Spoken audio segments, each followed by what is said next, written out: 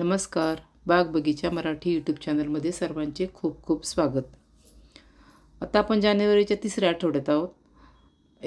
8-10 दिवसात जानेवारी महिना संपल. तर आपल्याला काय करायचं आहे, जानेवारी महिन्यामध्ये आता आपल्याला भाज्या लावायला सुरुवात करायची आहे किंवा त्याचं बी असेल तुमच्याकडे, ते बी रुजवायला घालायला सुरुवात करायची आहे. म्हणजे मग त्या भाज्या आपल्याला एप्रिलमध्ये मिळतील. मार्चच्या शेवटी किंवा एप्रिलमध्ये त्याचे उत्पन्न आपल्याकडं चालू होईल. तर ह्या संदर्भात आपण संपूर्णपणे सविस्तर ह्या व्हिडिओमध्ये बघणार आहोत. त्यासाठी व्हिडिओ कुठेही स्किप न करता शेवटपर्यंत बघा आणि माझ्या चॅनलवर जर तुम्ही नवीन असाल तर सबस्क्राईब करा. तर आता सगळ्यात पहिली भाजी बघू आपण, ती म्हणजे टोमॅटो. तुम्ही आता जानेवारीमध्ये तुम्ही टोमॅटो लावू शकता. टोमॅटोकडे माझ्याकडे हे 2 प्रकारचे बियाणे मी घेतलेले आहेत. एक चेरी टोमॅटो आहेत आणि आपले एक नॉर्मल नेहमीचे टोमॅटो असतात ते.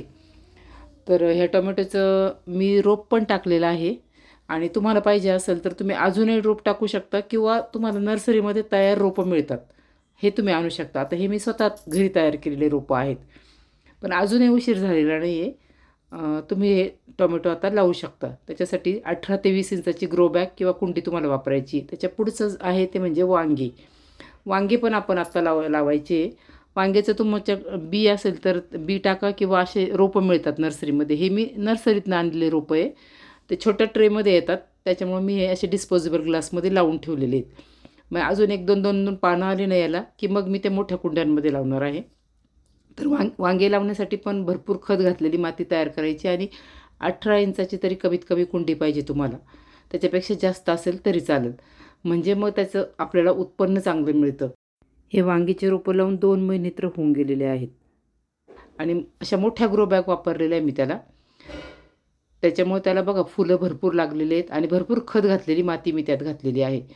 तर कुंड्यांमध्ये आपण जेव्हा भाज्या लावतो ना, तर त्याला खत आपल्याला जास्त वापरायचं आहे. त्याच्यानंतर पुढची भाजी आहे ती म्हणजे भेंडी.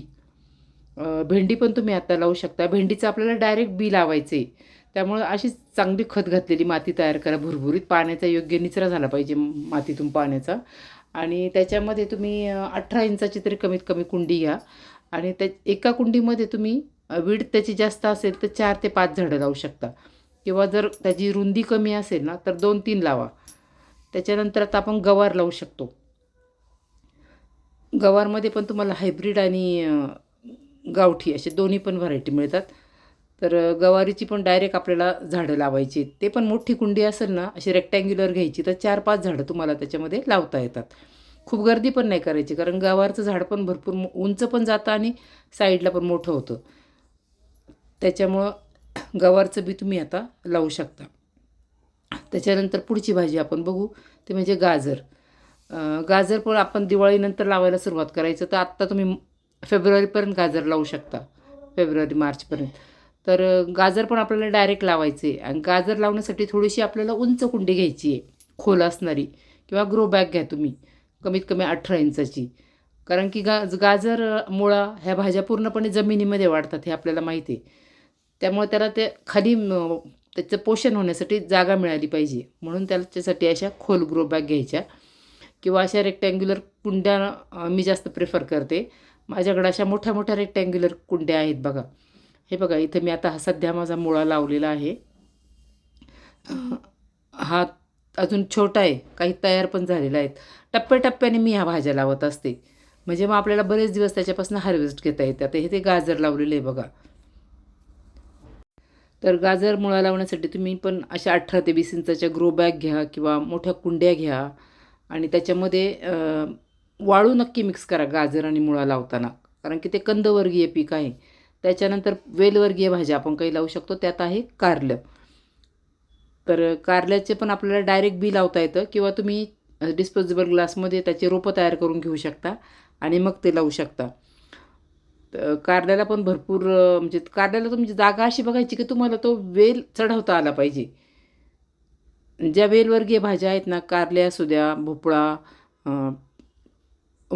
काकडी आहे ही, तो वेल आपल्याला चढवता आला पाहिजे. म्हणजे भिंतीच्या कडेला लावा तुम्ही किंवा मग तुम्हाला कुठे नेट बांधता येत असेल तर ती लावा आणि तिथे ते बी लावा. त्याच्यानंतर काही आपल्याला पालेभाज्या लावता येतात. त्याच्यामध्ये पालक आहे. आपण आता पालक लावू शकतो. पालक तर जवळजवळ मी तर म्हणते वर्षभर लावता येतो. त्याच्यानंतर आपल्या धने लावायचे म्हणजे कोथिंबिरीसाठी धने लावता येतात. तुम्हाला मेथी लावायची असेल तर तुम्ही मेथी पण लावू शकता. अशा सगळ्या ह्या पालेभाज्या आपल्याला आत्ता लावायच्या आहेत. हे बघा माझ्याकडे असं टप्प्याटप्प्याने मी सगळं लावलेलं आहे. तर आता हे जानेवारी संपायच्या आत तुम्ही थोडीशी घाई करा आणि ह्या भाज्या लावून घ्या. त्याच्यासाठी भरपूर खतयुक्त अशी माती तयार करायची आहे. आता ह्या जुन्या भाज्या जर काढून तुमच्याकडे कुंड्या रिकाम्या असतील तर ती माती रिचार्ज कशी करायची याचा आपला पुढचा व्हिडिओ येणार आहे. तर आपण काय प्रत्येक वेळेस नवीन माती नाही आणत ना. आपल्याकडे जी घरी माती आहे ना, जुन्या कुंड्या रिकाम्या होतात, ती माती आपल्याला परत वापरायची. पण ती रिचार्ज करणं गरजेचं आहे. म्हणजे त्याच्यामध्ये भरपूर पोषणमूल्य असलेले घटक घालणं गरजेचं आहे. तर आपल्याला त्याच्यापासून परत चांगलं उत्पन्न मिळतं. तर तुम्हाला जर हा व्हिडिओ आवडला असेल, माहितीपूर्ण वाटला असेल, तर नक्की लाईक करा, शेअर करा. तुमचे मित्रमैत्रिणी असतील, घरचे असतील. व्हिडिओ शेवटपर्यंत बघितल्याबद्दल खूप धन्यवाद.